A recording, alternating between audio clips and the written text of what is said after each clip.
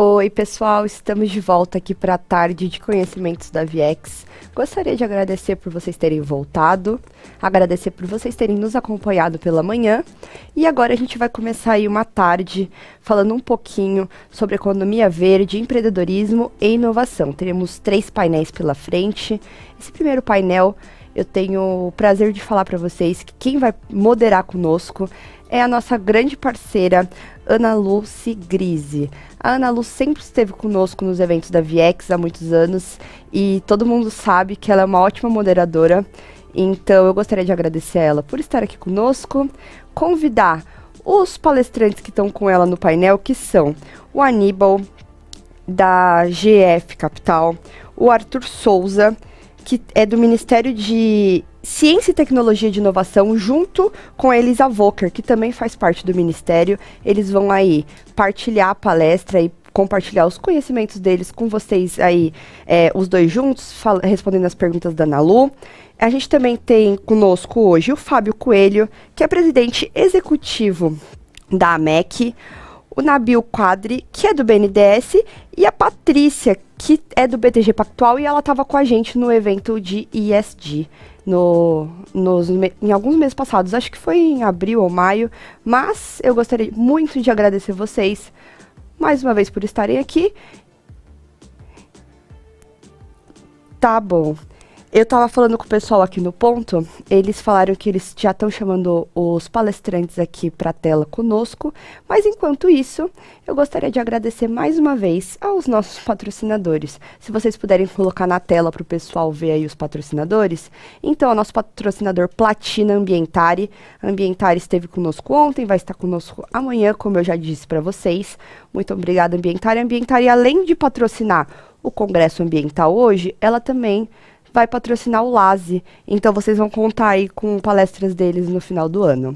Bom, aos nossos patrocinadores Ouro, Machado Meyer e Voltalia, que também partilharam um pouquinho do conhecimento deles aqui com a gente e vão estar no LASE também lá no final do ano. Inclusive, gente, mais amanhã, mais para o final do dia, a gente vai deixar aqui algumas informações sobre o LASE para vocês participarem. Tenho certeza que todo mundo tá bastante ansioso para esse evento, que, se tudo der certo, vai ser presencial.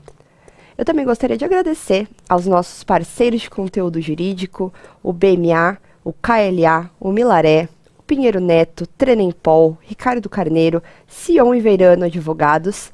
Todos participaram da agenda com a gente, montaram os painéis.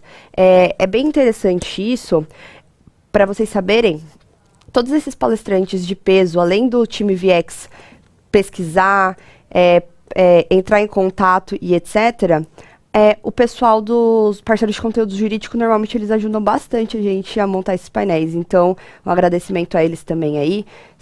Lembrando a vocês, se vocês quiserem postar nas redes sociais, se vocês quiserem fazer algum comentário, vai postando aqui do lado no chat do YouTube, que a gente está vendo tudo por aqui. A equipe VX está aqui na minha frente, acompanhando tudo que vocês estão comentando. Bom, agradecer aos nossos parceiros Oferecimento, que estavam aqui na tela até agora, acho que vocês conseguiram dar uma olhada. Mas, produção, será que eu posso chamar o pessoal do painel? Legal, então, gostaria de chamar a Ana Lu, nossa moderadora, e todos os nossos colegas que estão aqui hoje. Muito obrigada a todos vocês. A Ana Lu está participando com a gente remotamente, então vocês vão ver a tela dela por aí. E no final, a gente volta aqui para o Estúdio Viex. Então, muitíssimo obrigada, Ana Lu. Muitíssimo obrigada também aos painelistas. E a palavra está com você. Obrigada, Amanda. Boa tarde a todos. É um prazer estar aqui hoje com vocês de novo. É um prazer poder aí colaborar com a Viex durante todos esses anos e agora enriquecendo ainda mais as nossas discussões ambientais com esse viés do ESG, da sustentabilidade no mercado de investimentos e financeiro. Eu sou Ana Lucy Grise, consultora em sustentabilidade, ou ESG agora, com mais de 21 anos na área ambiental. A gente está aqui hoje para discutir, então, investimentos e financiamentos verdes, sob a ótica de players do mercado financeiro de capitais e do governo. A gente vai ter aqui a presença de 2 representantes do Ministério da Ciência, Tecnologia e Inovação. A intenção é que a gente trabalhe o peso da diretriz ambiental, o tal do E do ESG, no fluxo de capital, mostrando que é indispensável que esse fluxo contemple o viés regulatório como ponto de partida e vá além, incorporando aí as boas práticas de mercado, para que a gente tenha uma transição econômica de fato para economia de baixo carbono e bioeconomia.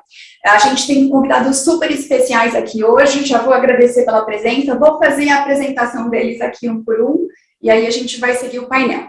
Temos o Nabil, que é o chefe de Departamento de Meio Ambiente e Gestão do Fundo Amazônia do BNDES.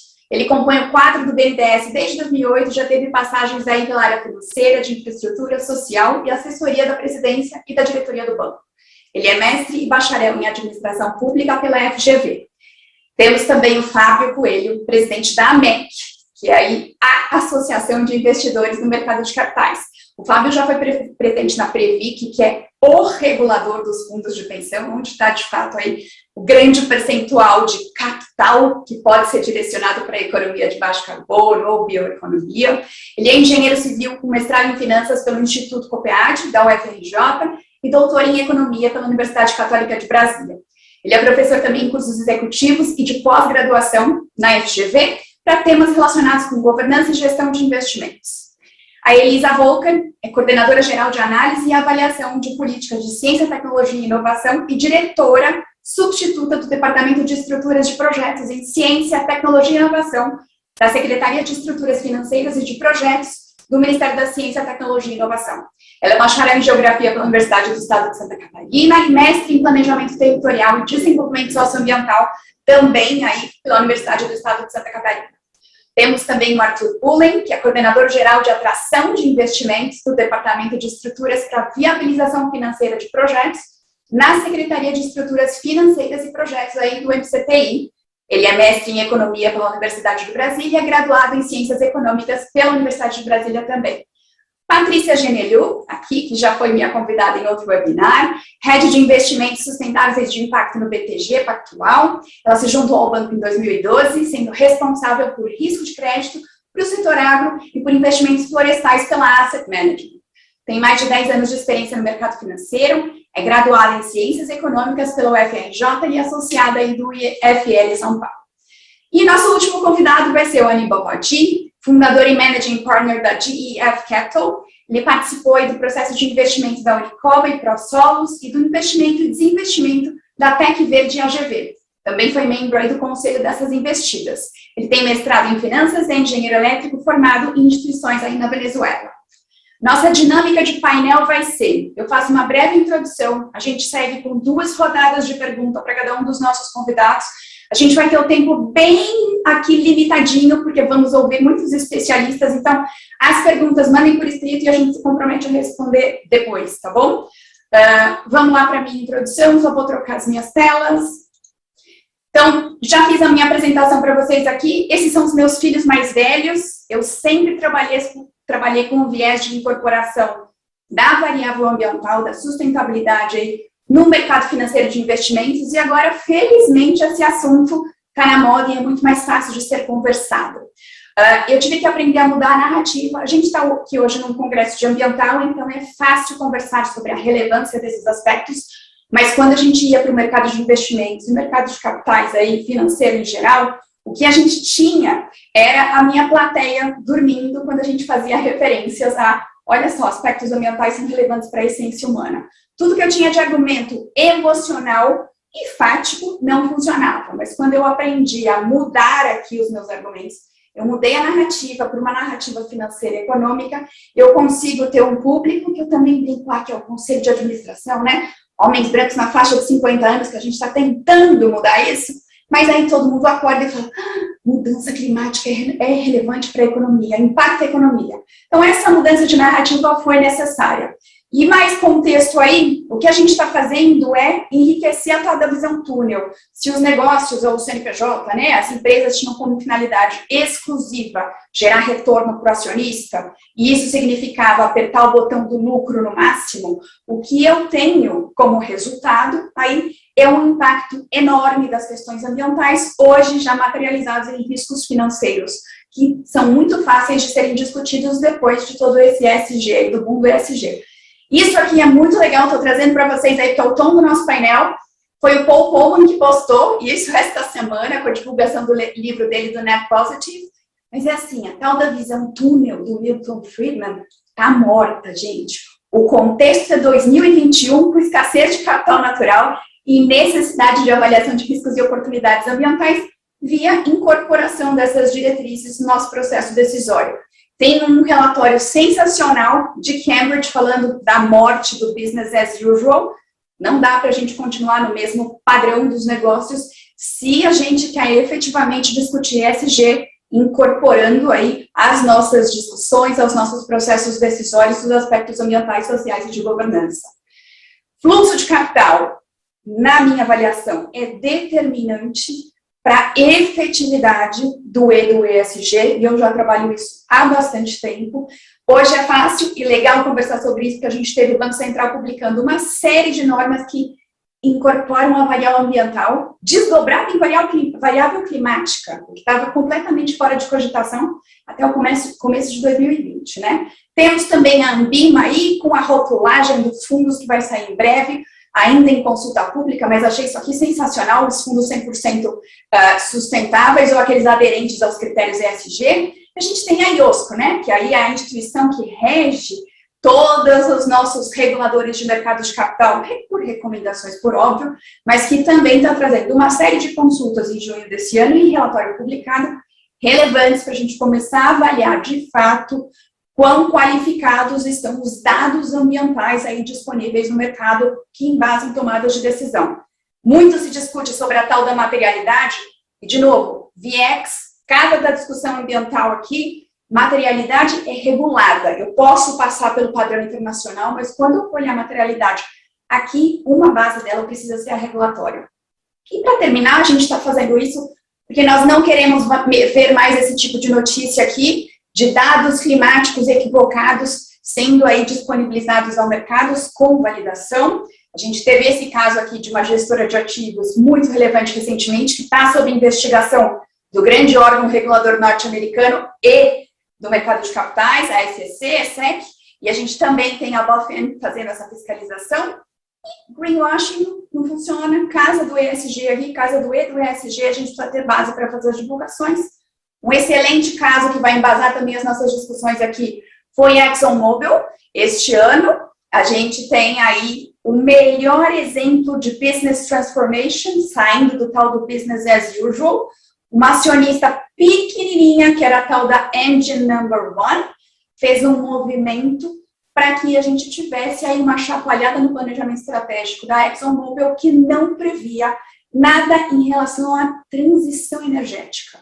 O mote aqui foi transição energética e não mudança climática ou aquecimento global. Mas isso tudo significa que a gente vai tratar agora, ou a ExxonMobil vai estar mais tendente a tratar no seu planejamento estratégico das questões climáticas, porque este movimento de ativismo ambiental, mas não é aquele ativismo qualificado de antigamente, é o ativismo de hoje, inteligente, avaliando riscos e oportunidades ambientais, fez com que o board ganhasse 3 novos membros do Conselho de Administração a contragosto da gestão, membros que haviam sido indicados aí neste movimento, que acabou sendo acompanhado por acionistas majoritários, por óbvio, para ter esse resultado.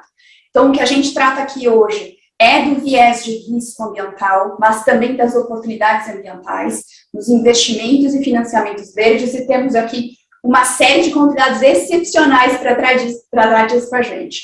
Eu vou agora para as nossas perguntas, começar aqui com os nossos convidados. Primeira pergunta vai ser para o Nabil, por favor. Em primeiro lugar, aí, eu quero parabenizar o excepcional trabalho que vocês vêm fazendo no BNDES, a partir aí de um alinhamento do portfólio à economia de baixo carbono. Eu ansiava por um mercado de crédito que premiasse negócios em conformidade com as questões ambientais. Aquele meu primeiro filho mais velho, meu primeiro livro, trata exatamente disso. E quando eu escrevi lá em 2003, era muito difícil de continuar essa conversa, porque o que eu mais ouvia era: quem tem que lidar com as questões ambientais são os órgãos ambientais. Banco não tem nada a ver com isso. Hoje a gente sabe que isso é muito diferente, mas eu tive aí muitos rótulos ao longo do caminho, uma dificuldade imensa para tratar desse assunto. Eu queria, por favor, aí, Nabil, que você contasse para a gente como é que funcionam as Sustainability Linked Loans, que são os financiamentos, as tomadas de crédito aí pelo mercado, que têm metas ambientais. Por favor. Ana, obrigado pelo convite. É um prazer estar hoje no Congresso VIEX e dividir um pouco da experiência do que a gente tem encontrado na prática, do que você acabou de apresentar para a gente. De fato, a agenda ESG ela tem duas grandes vertentes, né? Tem a vertente da efetividade, então daquilo que você está entregando como algo que vai mudar para melhor tanto a parte social quanto a parte ambiental, como tem uma parte grande também relacionada à gestão. Então, práticas, processos, procedimentos que têm que ser adotados para a gente ter não só o resultado grande sendo alcançado, mas dentro de uma linha de conformidade, de boas práticas que seja boa para todo mundo. A gente, nesse trabalho, criou, principalmente o ano passado, 2 frentes de ação interna, uma que é essa parte de melhorias de gestão, e a outra, que foi uma frente de soluções ESG. O banco já tem há um bom tempo essa experiência, né, de ser pioneiro em algumas agendas ambientais, como, por exemplo, Green Bonds. Fomos a primeira instituição financeira no Brasil, né, a emitir Green Bonds ainda em 2017, e o ano passado a gente emitiu a primeira emissão em mercado, que são as letras financeiras verdes, então no mercado nacional. Então a gente foi desbravador ali no internacional, no nacional também. Só que a gente notava que na parte de crédito, a gente tinha essa lacuna que precisava ser tratada, que é trazer o conceito de você ter compromissos e metas sociais e ambientais com a empresa, com o seu cliente, e premiar o bom atingimento dessas metas. Então, o que é o crédito BNDES, crédito ASG? Lá no começo do ano a gente fez o Agro Linked Loan, voltado para os CBIOS, testamos ali o conceito, deu certo, e a gente sentiu, não, agora a gente consegue passar para novos setores e para novas metas. Então, agora, no mês de julho, a gente foi capaz de lançar o BNDES Crédito ASG, e que é o justo que você comentou. A gente tem algumas condições mínimas que precisam ser seguidas pelos clientes, né? E se elas forem descumpridas, há uma penalidade em juros. A gente está sempre falando de custo do recurso. Então, a penalidade é aumentar o custo caso haja algum descumprimento.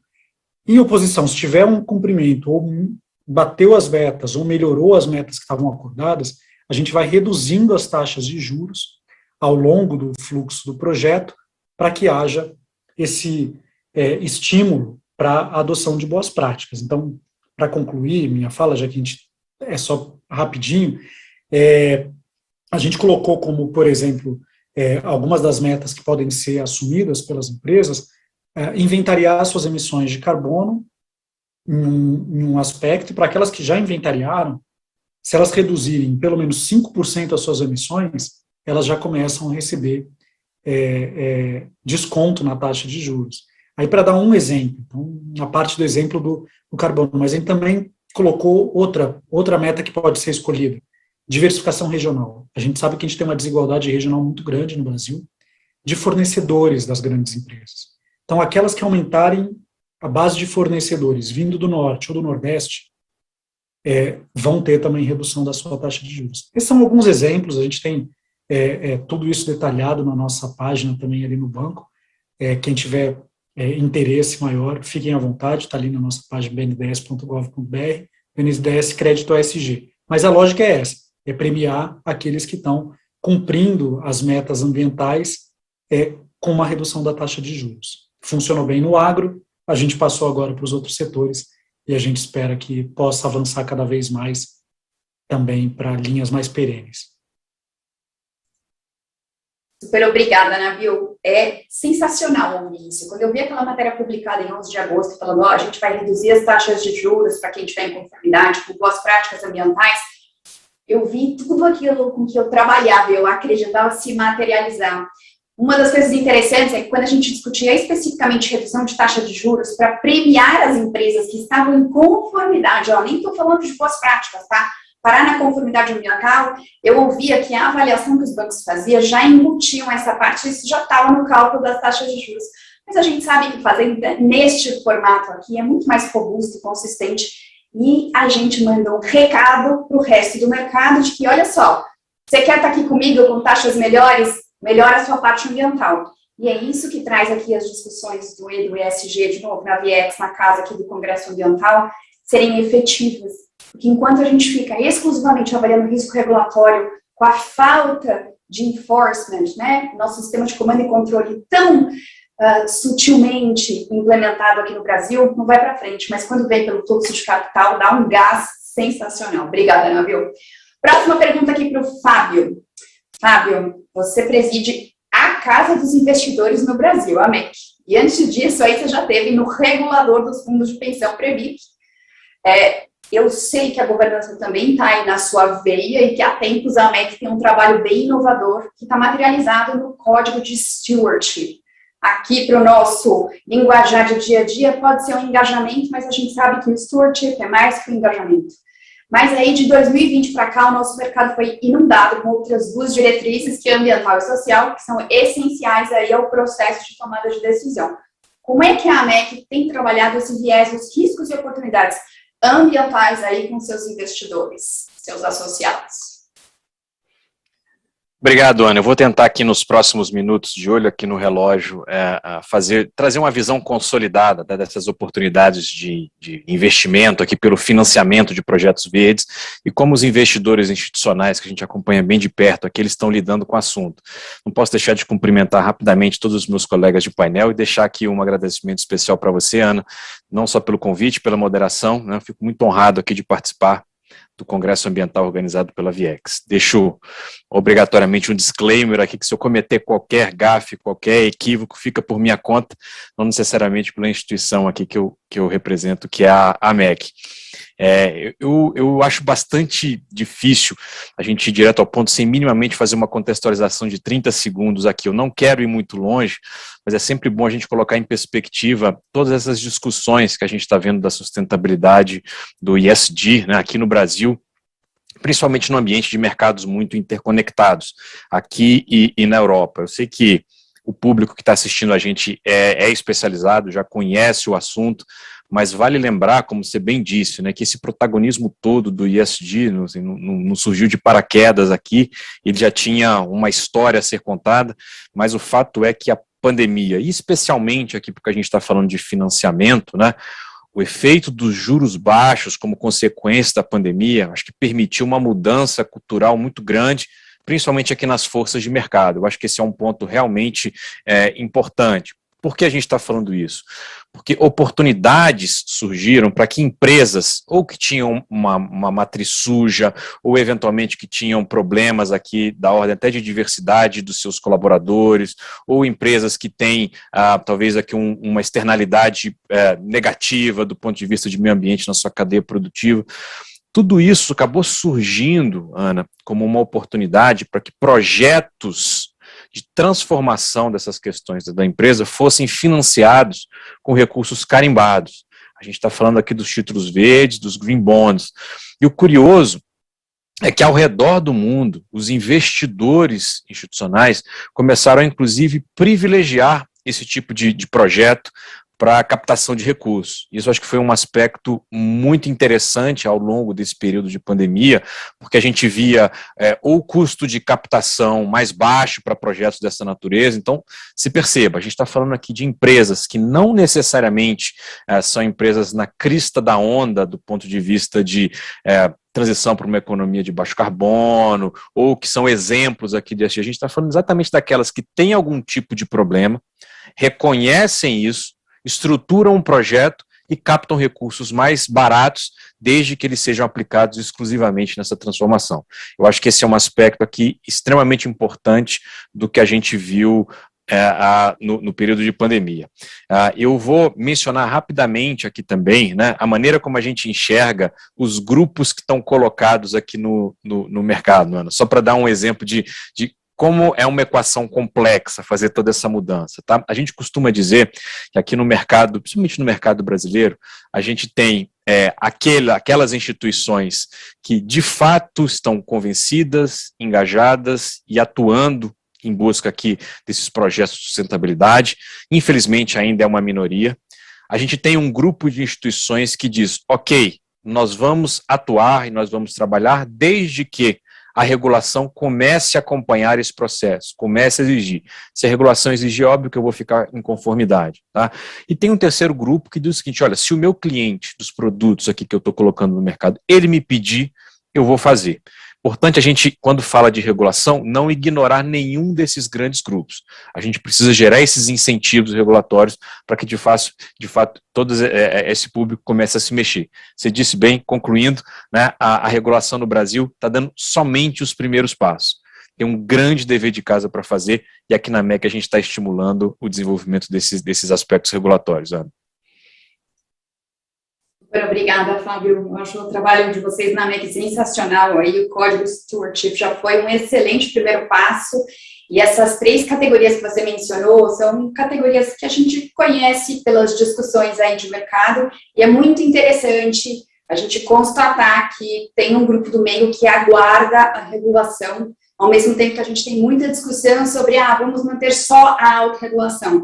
Lógico que aqui eu vou ser, no meu ponto de vista de jurídico sempre, eu vou estar comprada pela regulação, porque a minha experiência indica que a autorregulação de mercado, seja no viés ambiental das boas práticas de mudanças climáticas, emissões atmosféricas de gases de efeito estufa, seja no viés de mercado, elas demoram muito, de fato, para começar a produzir efeitos. A gente só tem aquela primeira leva em conformidade que já está na música e continua nessa música. Mas, enfim, aguardemos aí pelas novas regulações. Eu estou ansiosa por elas.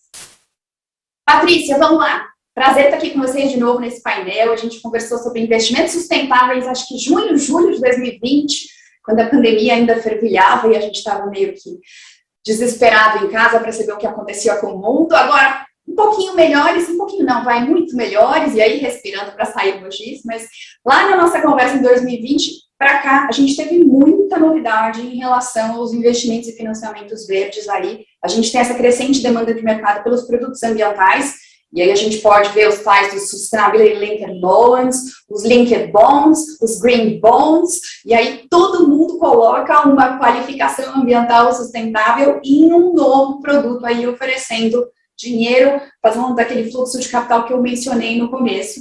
E aí também com entregas que a gente espera, pelo menos no que tem as metas melhores ambientais. Como a gente está na casa da discussão aqui do ambiental na VX, eu queria que você contasse para a gente como é que o BTG faz o diagnóstico ambiental que fundamenta a qualificação dos produtos sustentáveis ou verdes de vocês, por favor. Claro, Ana Lúcia, é um prazer a gente conversar aqui de novo e obrigada aí a VX pelo convite, agradeço a todo mundo que está participando nessa rica discussão.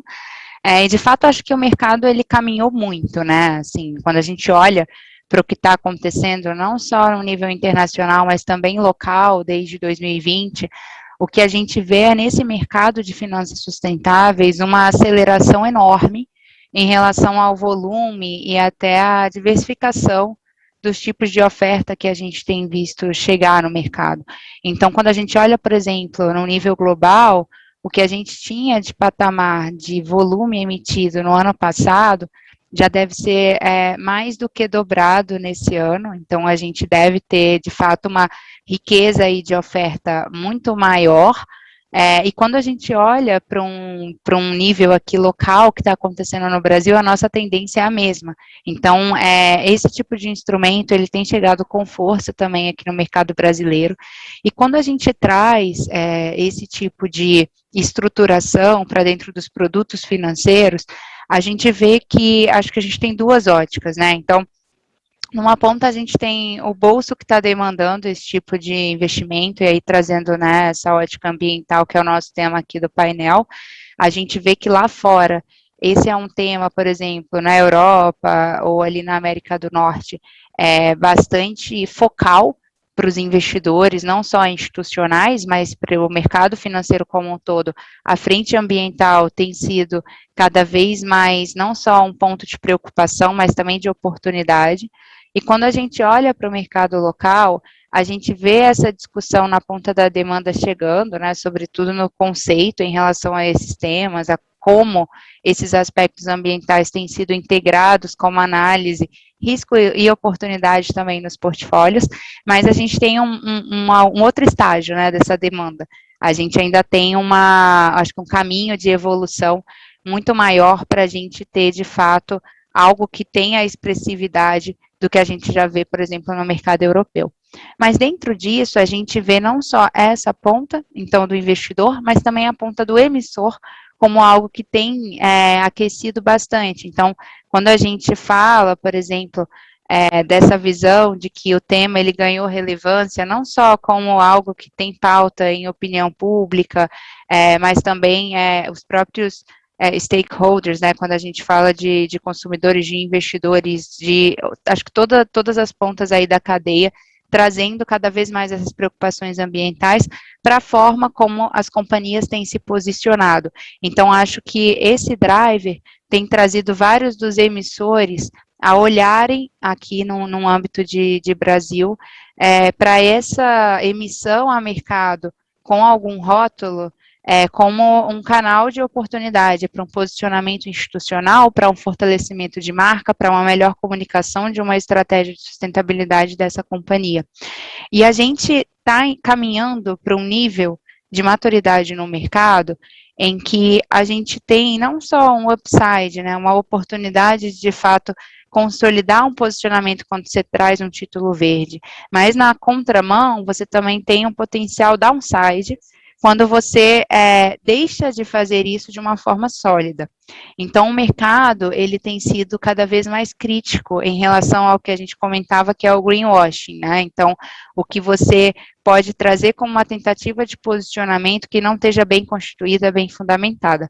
Então, quando você pergunta, Ana Lúcia, sobre como a gente olha para a estruturação desses produtos financeiros, contemplando uma solidez desses fatores, a gente tem sempre feito referência a padrões internacionais, então a gente tem não só o mercado evoluindo em relação a volumes, mas a gente tem também a padronização desses critérios ganhando maior robustez. Então, a gente, com cada vez mais ofertas, tem cada vez mais benchmarks, e a gente tem cada vez mais definições, mais consensos em relação ao que é a expectativa de mercado e o que é boa prática.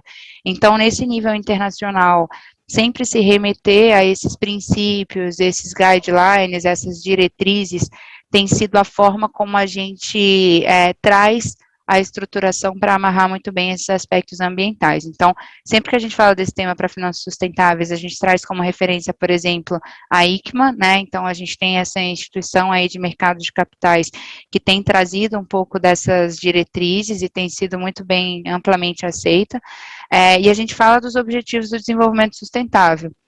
Então, a gente tem que ter, de fato, algo que seja material, algo que seja ambicioso, algo que seja conectado, né? Você falava da materialidade, então conectado ao negócio da companhia, e que os critérios ambientais estejam, de fato, trazendo alinhamento a esses objetivos do desenvolvimento sustentável, seja no uso dos recursos dessa captação que você vai fazer a mercado, ou seja nas metas que você estabelece para um nível institucional, corporativo, para que elas sejam também representativas enquanto a ambição que você vai observar naquele período. Então, acho que na análise a gente considera sempre esses guidelines e tem sempre um componente da experiência, do que a gente acredita que faça sentido em cada um dos casos, né? Então, não é só uma padronização, mas a gente também tem aspectos específicos de cada oportunidade que vai ser levada a mercado ou vai ser estruturada.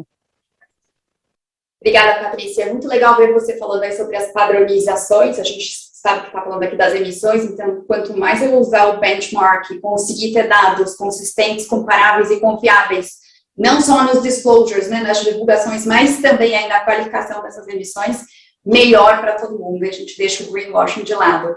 Elisa, vamos lá. Você tem aí uma longa experiência no Ministério da Ciência, Tecnologia e Inovação agora, tem um super background acadêmico na área ambiental, impactando positivamente as inovações verdes que qualificam projetos a obter capital mais resiliente e de longo prazo. Como é que o Ministério da Ciência, Tecnologia e Inovação tem atuado em conjunto com o Ministério do Meio Ambiente, o Ministério da Agricultura, o Ministério do Desenvolvimento Regional, para a gente viabilizar projetos sustentáveis e inovadores, por favor? Boa tarde, Ana. Boa tarde, colegas. Primeiro, é uma honra fazer parte do Congresso Ambiental VIEX, e eu vou trazer um pouco aqui da minha visão governamental, né, do Ministério da Ciência, Tecnologia e Inovações. É um tema amplo e transversal, então a questão ambiental e sustentável está sendo muito contemplada pelo MCTI. Eu vou focar em duas ações específicas do que a gente tem feito para viabilizar esse diálogo e esses projetos inovadores. Nós temos trabalhado desde 2019, né, nessa nova gestão, que não é mais tão nova, a gente já está indo para o terceiro ano, mas a gente está trabalhando muito tentando aprimorar, trabalhando na melhoria da governança do Sistema Nacional de Ciência, Tecnologia e Inovação, que envolve muitos atores, muitos entes, e uma dessas ações, uma das primeiras ações aqui do ministro Marcos Pontes, foi publicar uma portaria de prioridades para o período, né, 2020 a 2023, e dentre essas áreas, a gente tem a área de tecnologias para o desenvolvimento sustentável. E aí contempla cidades inteligentes, energias renováveis, bioeconomia, tratamento e reciclagem de resíduos sólidos, tratamento de poluição, monitoramento, prevenção e recuperação de desastres naturais e ambientais e preservação ambiental. Então, dentre as nossas áreas prioritárias do Ministério, a área de desenvolvimento sustentável está contemplada. E aí também uma outra ação foi a publicação em outubro do ano passado da Política Nacional de Inovação, que instituiu uma estrutura de governança, porque a gente tem um desafio grande no Sistema Nacional de Ciência, Tecnologia e Inovação, que é coordenado pelo MCTI, que é essa articulação e coordenação dos entes. São muitos atores, então essa política trouxe uma estrutura de governança, que é a Câmara de Inovação, e ela é composta por 11 ministérios, e ele é coordenado pela Casa Civil, o MCTI é a Secretaria Executiva, e aí nós temos, entre esses ministérios, o Ministério da Agricultura, Pecuária e Abastecimento e o MDR. E aí, essa Câmara, esse fórum, ele tem melhorado a articulação e coordenação desses atores e proporcionado o ambiente para viabilizar esses projetos inovadores, dentro aqui do MCTI. E uma terceira ação que eu posso citar aqui, sem me estender muito, né, pelo curto tempo que a gente tem, nós, desde 2019, temos trabalhado num sistema, num banco de projetos que permite, além da visualização, a gestão de todos os projetos do MCTI e das suas 19 unidades de pesquisa, porque nós somos um mundo. Nós temos, além da administração central aqui, nós temos 19 unidades de pesquisa com temas diversos, e nós temos esse banco, esse sistema que hoje permite uma visualização e uma gestão desses projetos. E fazendo um link com a portaria de prioridades, dentre esses projetos, hoje nós temos 236 projetos no nosso banco de projetos, e destes 236, 96 são da área de tecnologias para o desenvolvimento sustentável. Então, assim, de uma forma resumida, é isso, né, algumas das ações que a gente tem feito para viabilizar esses projetos sustentáveis e inovadores. Obrigada. É maravilhoso ouvir isso, Elisa, porque quando a gente trabalha nesse viés de sustentabilidade, o setor privado tem um peso muito relevante, mas as nossas políticas públicas e políticas de Estado precisam estar igualmente alinhadas, envolvidas e incorporando sustentabilidade como diretriz. Então, quando você menciona 96 projetos aí de tecnologias sustentáveis, a gente, de fato, está caminhando para uma capacitação do nosso país, para quem sabe a gente liderar, já que somos um país mega biodiverso, a nossa transição para a economia de baixo carbono aí, e bioeconomia. Obrigada, Elisa. Aníbal, você é o nosso último da rodada aqui, da primeira rodada. Vamos lá. Primeiro, é um prazer ter você aqui com a gente. A gente se conheceu recentemente numa vídeo lá com o professor Bob Eccles, que eu admiro muitíssimo e tem aí publicações sobre sustentabilidade, stewardship, governança corporativa de forma geral maravilhosas. Eu tinha ficado muito impressionada com a estratégia ambiental climática que você tem aí na sua asset. Eu queria que você contasse para a gente quais são as estratégias de investimento ambientais e climáticas que a GEF Capital definiu e como é que vocês exercem o tal do stewardship no portfólio, por favor. Bom, obrigado, e prazer aqui encontrar vários amigas e amigos. Bom, queria discordar contigo uma coisa, Ana Luz. Você colocou que Milton is dead. Eu acho que Milton is as alive as possible. Y respondo a tu pregunta, el que no esté oleando los riesgos climáticos desde cualquier punto de vista, ya sea administrando capital o administrando una empresa, acho que no está cumpliendo lo que Milton Friedman falou, porque profit no es un tema de corto prazo, sino un value creation. Então, eu acho que temos que seguir leyendo Milton, terminar de leer Milton Friedman y un poco lo que hacemos aquí en GF Capital, nós fazemos lo que llama en inglés un intentionality, além de crear aquí algunos temas quizás yo llamaría de defensivos, de impulsionar a gente a fazer as coisas bem. Nós creemos que fazendo bem pode gerar retorno, e especificamente na área climática. Então, nós procuramos modelos de climate adaptation ou climate mitigation como foco de investimento. E agora pode estar de moda, isso todo mundo está procurando, olhando ou interessado em temas de alguma maneira relacionados, mas nós creemos que com esse foco podemos encontrar retornos superiores ou mostrar retornos superiores para nossos investidores. Já falamos, aqui tenho uma amiga, Patrícia sabe bem esses temas, não? Então, com respecto a stewardship en inglés significa una frase en donde você deixa a alguien cuidar de algo de você, ¿no? Entonces, yo soy el steward de mis investidores y las empresas son el steward del dinero que yo coloco, ¿no? Entonces, yo tengo que cuidar ese, vamos a decir, el mandato que me están dando los investidores y yo, além de provocar cambios operacionales, tengo que aplicar todos estos conceptos de ESG, que al final es una medida de riesgo aquí ahora usando temas de greenwashing. Parece que todo el mundo acordó y está hablando que ESG es un asset class. No es un asset class, siempre refuerzo que no es un asset class, es una manera de reducir el riesgo o crear valor. Y ese es el stewardship que nos provocamos gestores como las personas que están aquí, provocamos que yo en nombre del dinero de mis investidores, yo provoco que los gestores de las empresas cuiden los recursos de las empresas, porque no son de ellos, son de los accionistas de ellos. Todos nosotros tenemos comités de ESG que creamos y além de todos los consejos. Entonces, solo para resumir, GF Capital além de un fondo climático, un fondo temático que investe en modelos de negocios que por razones o por tendencias globales tenemos que estar investido porque o es defensivo o ofensivo y en alguna manera u otra nós obtemos retorno. Obrigada, Aníbal. Adorei os comitês de ESG, eu acho que eles são muito úteis e gostei mais ainda da sua leitura do Milton Friedman. A gente precisa divulgá-la, porque todo mundo fica só na visão de túnel, retorno para o acionista, e esquece que sem incorporar a variável ambiental, variável climática e até a social, não temos retorno para o acionista no longo prazo. Mas vamos lá, então. Gente, segunda rodada de perguntas aqui.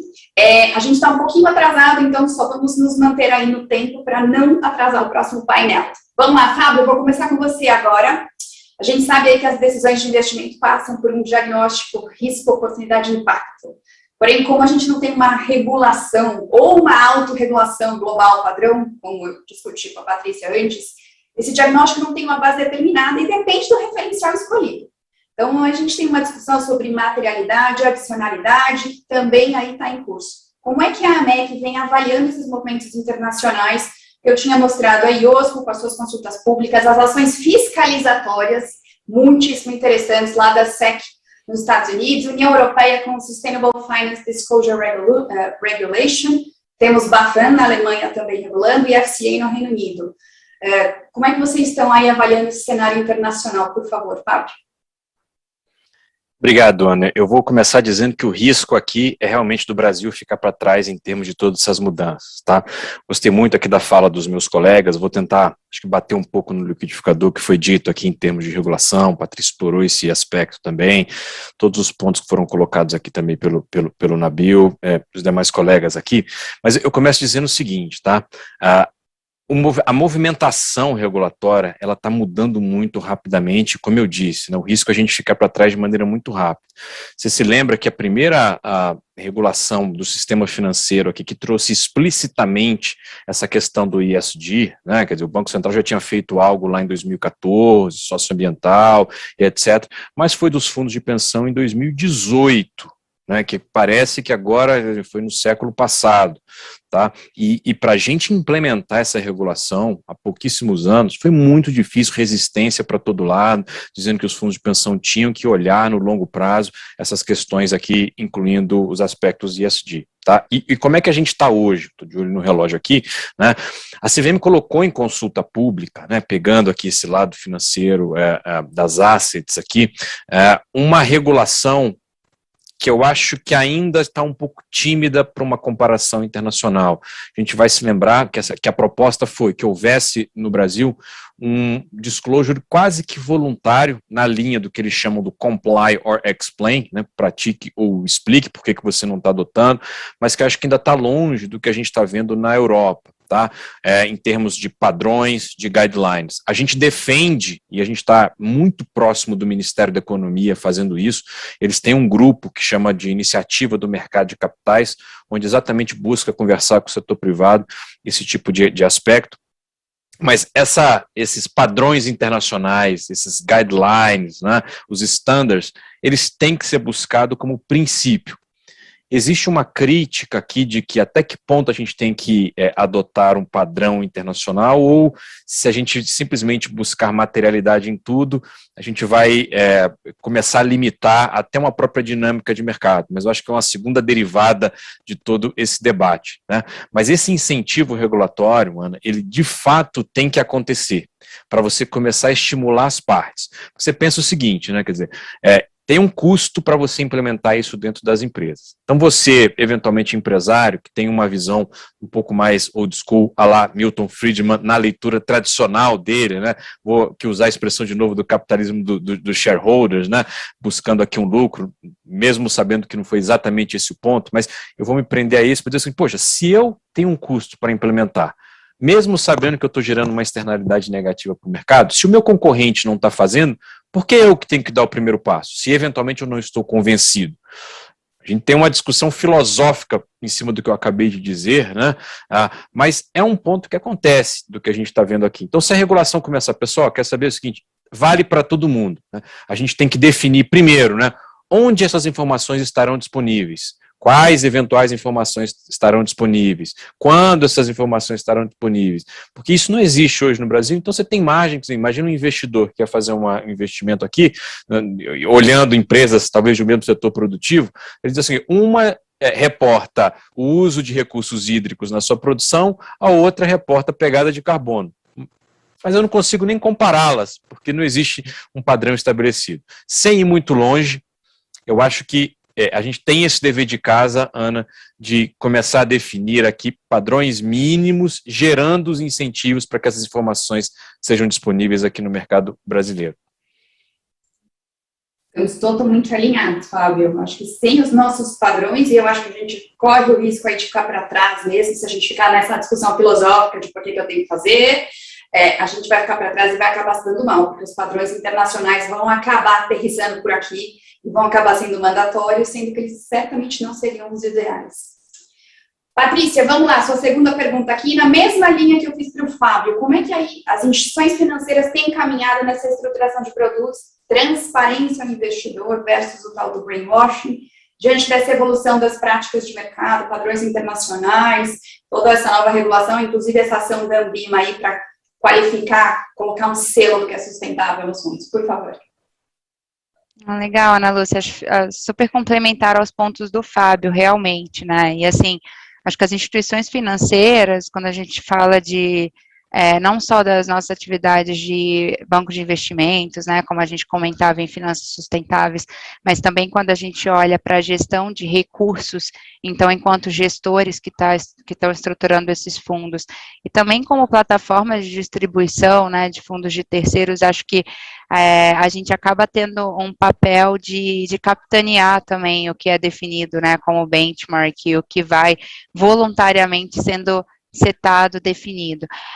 Então, assim, eu acho que vou começar com um tom de humildade, porque essa discussão, ela é muito profunda e muito complexa. Então, quando a gente fala, por exemplo, o Fábio comentava bem de regulamentação, quando a gente fala do que está sendo liderado pela Europa nesse sentido. Então, quando a gente se refere à taxonomia europeia ou dentro da regulamentação de finanças sustentáveis, né, no que diz respeito a fundos, esse é um tema que ainda não está 100% claro, mesmo para toda a indústria de gestão.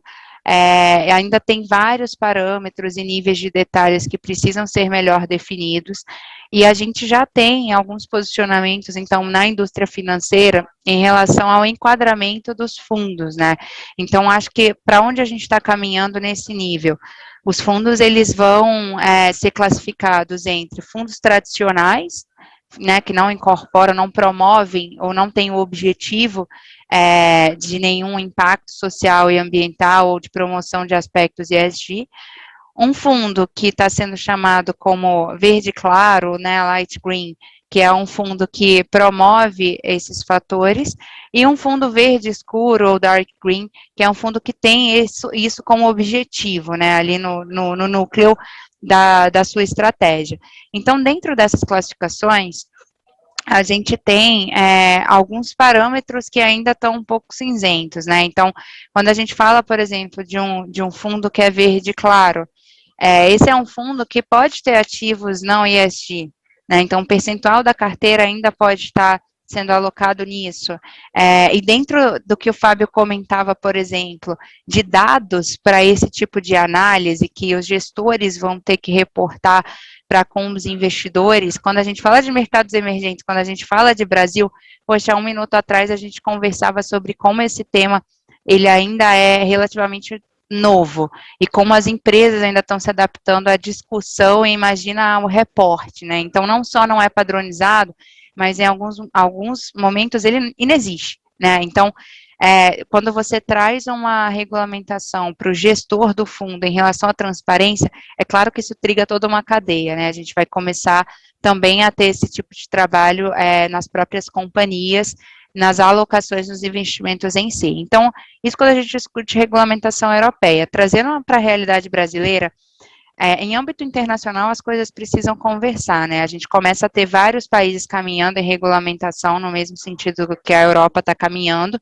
e se a gente tiver coisas muito divergentes, a gente vai acabar falando de uma salada, como eu acho que vai acabar complicando ainda mais uma discussão que já não é trivial.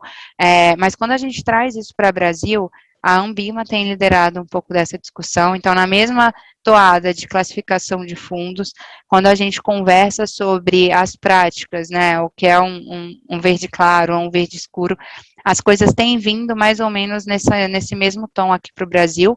A gente deve ter, nessa virada de ano aí, de 21 para 22, um pouco mais de clareza do que vão ser esses parâmetros iniciais, mas acho que o principal aqui, só para terminar na resposta da sua pergunta, é que a gente, enquanto instituição financeira, aqui no BTG Pactual, por exemplo, a cada fundo que a gente estrutura, os fundos sustentáveis e de impacto, por exemplo, a gente está sempre se parametrizando por melhores práticas e por padrões internacionais. Então, no nosso fundo de investimento de impacto, a gente virou, por exemplo, signatário dos princípios operacionais, o Aníbal conhece muito bem como é que essa banda toca, a gente tem vários padrões, né, frameworks que a gente adota para analisar o impacto de cada um dos investimentos. Quando a gente fala de outros tipos de ativos, a gente tem esse mesmo cuidado em desenvolver uma política que seja muito clara e um reporte para que a gente também tenha transparência. Então, eu acho que vai mais ou menos por esse lado, mas tem muita água ainda para passar por baixo dessa ponte, muita definição para surgir aí nesse curto e médio prazo. Obrigada, Patrícia. Adorei aprender agora que a gente tem os tons de verde para os fundos também, né? Tivemos muitos tons de cinzas no passado, agora a gente tem os 3 tons de verde, pelo menos, do lado do famoso do Rainbow Washing, que eu também aprendi recentemente, quando a gente está falando aí dos ODS, que você também mencionou na primeira resposta. Super obrigada pela sua participação, eu sei que você vai precisar sair às 3, fique à vontade e a gente continua por aqui, tá bom? Nabil, você é o próximo, então. A Amazônia é um assunto quase nada relevante para a imagem internacional do nosso país e para as nossas discussões internas aqui também. Eu queria que você contasse para a gente como é que funciona o Fundo Amazônia e Restauração Ecológica. Você explica, por favor? Claro, Ana. O BNDES, em 2008 ainda, foi escolhido como o banco gestor para o recurso dos fundos de doação internacional para ações de redução e combate ao desmatamento na Amazônia. É importante lembrar, né, o que acontecia antes da existência do Fundo Amazônia. O Brasil sempre foi um país que contou com a cooperação internacional para preservação do bioma. Só que os modelos eram diferentes. À época, o que prevalecia era o PPG-7, que se chama PPG-7 justo por causa do G7, né, os 7 países compõem o G7, que em conjunto doavam para o Brasil recursos para projetos de preservação da Amazônia. Só que a governança era uma governança que não tinha tanta ingerência nacional mesmo, porque no fim das contas a gente tinha o Banco Mundial sendo o gestor dos recursos, você tinha um grande comitê para definir quais eram os projetos, e aí a gente tem o Fundo Amazônia criado com doações diretas para um órgão nacional, com uma governança estabelecida, e ao longo dos últimos 12 anos, o BNDES teve essa oportunidade de trabalhar na ponta com organizações do terceiro setor, com os governos estaduais, com o próprio governo federal. O maior cliente do Fundo Amazônia é o governo federal. O maior beneficiário do Fundo Amazônia é o IBAMA. Os maiores contratos do Fundo Amazônia é do IBAMA.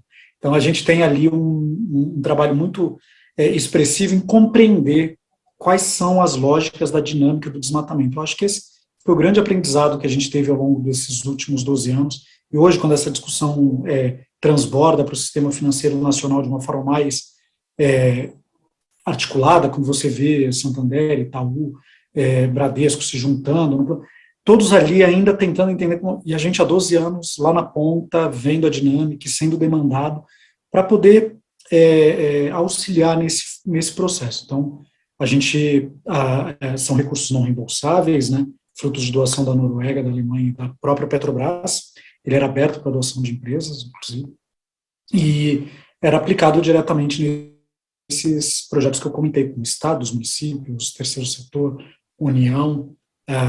Convido também a conhecerem o site, né, fundamazônia.gov.br, tem lá os relatórios anuais, com tudo que a gente tem colocado a cada ano de resultados para a região. Agora, a parte da restauração é o que nos traz aí uma agenda de futuro muito boa, inclusive faço convite para todo mundo ficar atento aí nas próximas semanas, a gente provavelmente vai vir com novidades boas, porque, no fim, o Brasil tem um grande passivo de recomposição florestal. Olha o que está acontecendo hoje no interior de São Paulo, com as grandes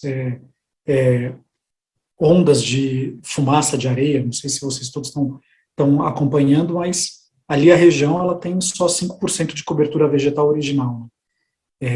E a gente sabe que as florestas, elas, para a própria agricultura, são fundamentais, tanto para o regime de águas, quanto para evitar os ventos muito fortes, porque é uma barreira natural para os ventos fortes, não dá não ganham essa velocidade que ganham num campo totalmente livre. Então é isso, a gente está ali, já olhando para a nossa experiência dos últimos 10 anos em restauração florestal, a gente espera poder trazer em breve, aí, antes da COP, não posso adiantar, senão meu presidente e meu diretor vão me matar, mas a gente está aí com uma ação sendo pensada para sair do forno até o fim do ano, pensando em recomposição florestal e em todos os biomas brasileiros. Convido todo mundo a ficar atento aos próximos passos do BNDES na agenda. Nabil, te asseguro que isso é música aos nossos ouvidos, certamente para todo mundo aqui que está na audiência, que trabalha com essas questões florestais, assim como aí com os passivos ambientais gerados por desmatamentos ilegais, queimadas ilegais, e a gente sofre muito com esses temas, porque eles são temas duros para os empreendedores, são aí qualificados como limitações administrativas, quando a gente tem as áreas de proteção. O legal é ouvir você falar sobre a oportunidade que vai se abrir para os projetos de restauração. E a gente tem uma série de projetos lindos que começaram a sair do papel agora, pagamento por serviços ambientais, valoração dos serviços ecossistêmicos, tudo isso dentro da irmã lá da TCFD, né, da TNFD agora, que é a Task Force on Nature-Related Financial Disclosures, porque tudo que a gente está conversando tem risco financeiro e tem oportunidade financeira, então é maravilhoso ouvir aí que teremos ações do BNDES também nesse sentido.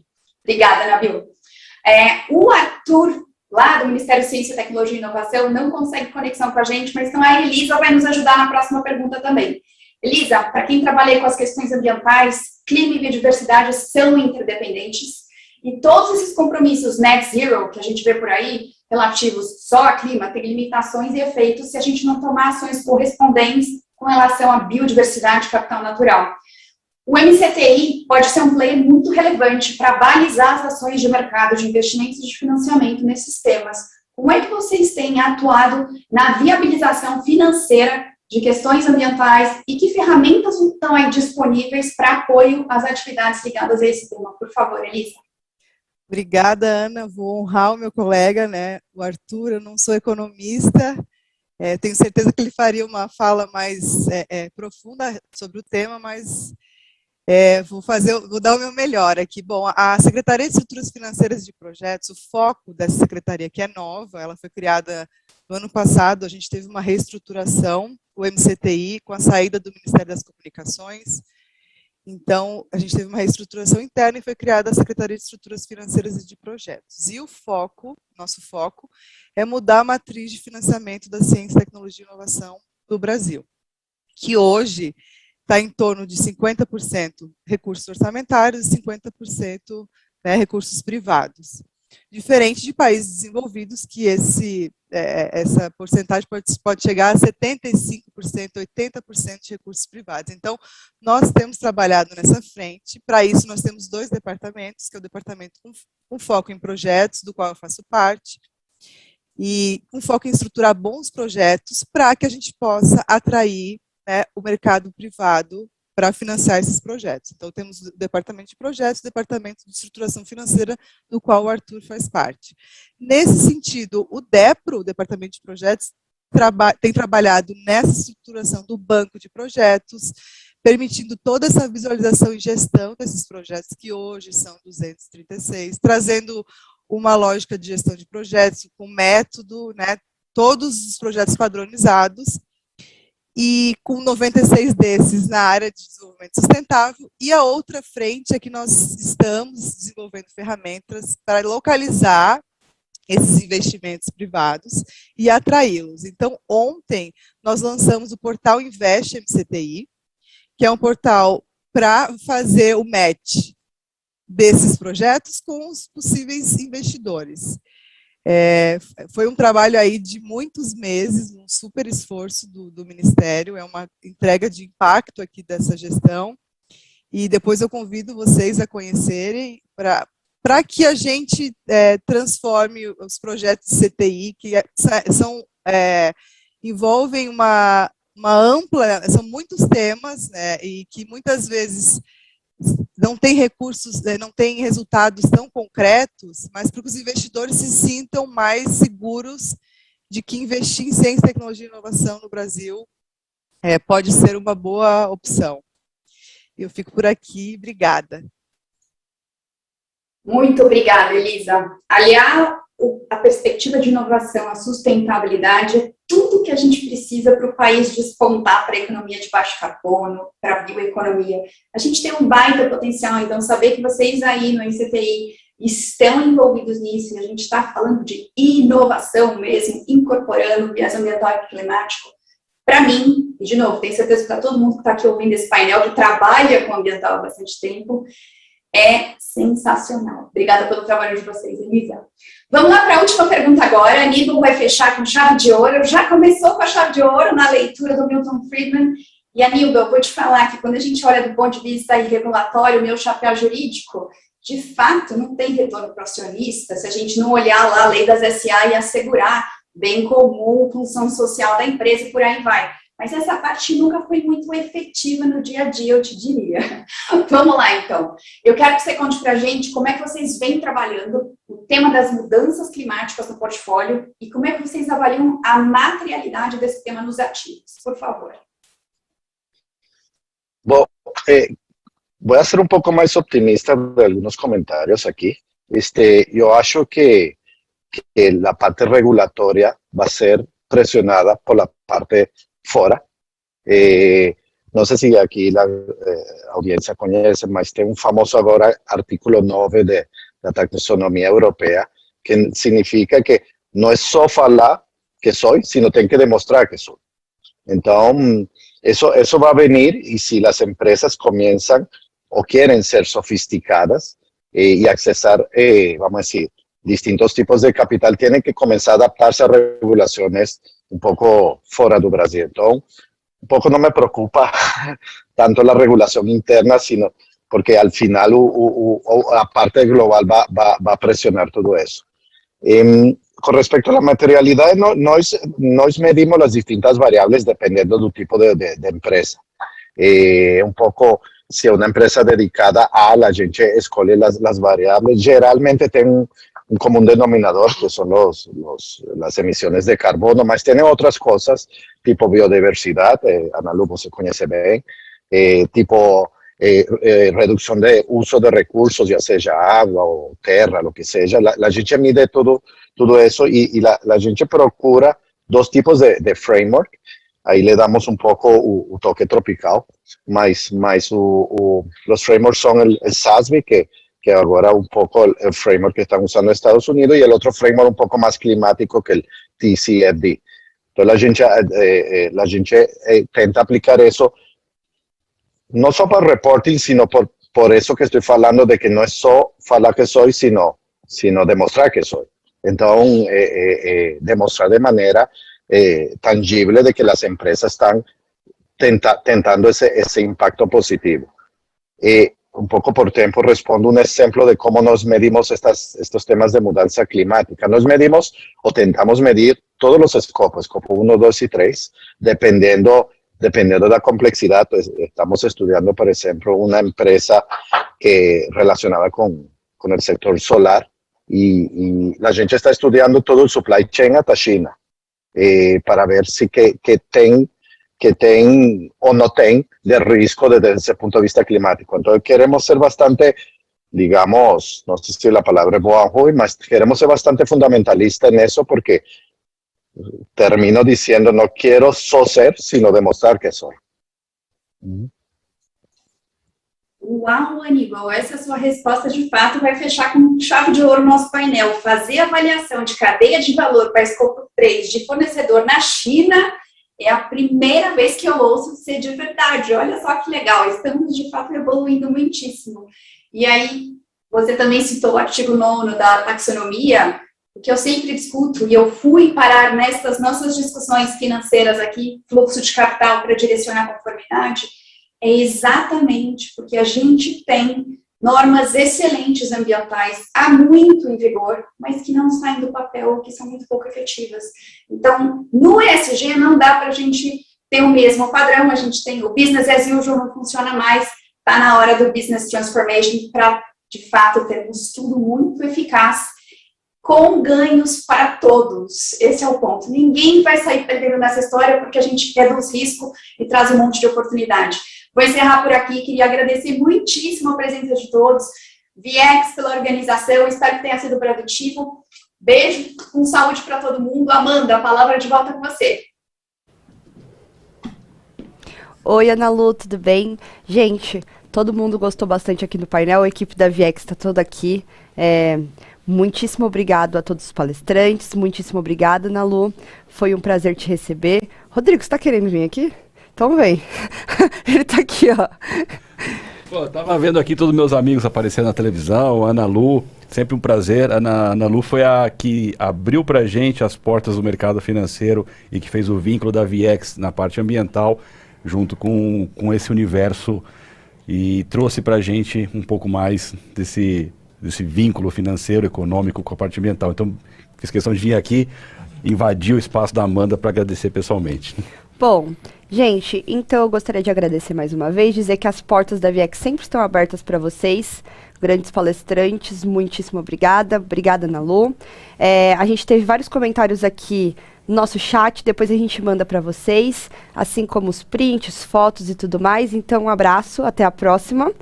E, pessoal, agora eu vou chamar uma vinheta rápida aqui, para a gente conseguir mudar o painel e colocar aqui uma estrutura diferente que vocês vão ver já já. A Amanda gosta de chamar intervalo de vinheta para se sentir eu youtuber. Gosto. Tipo, chama a vinheta.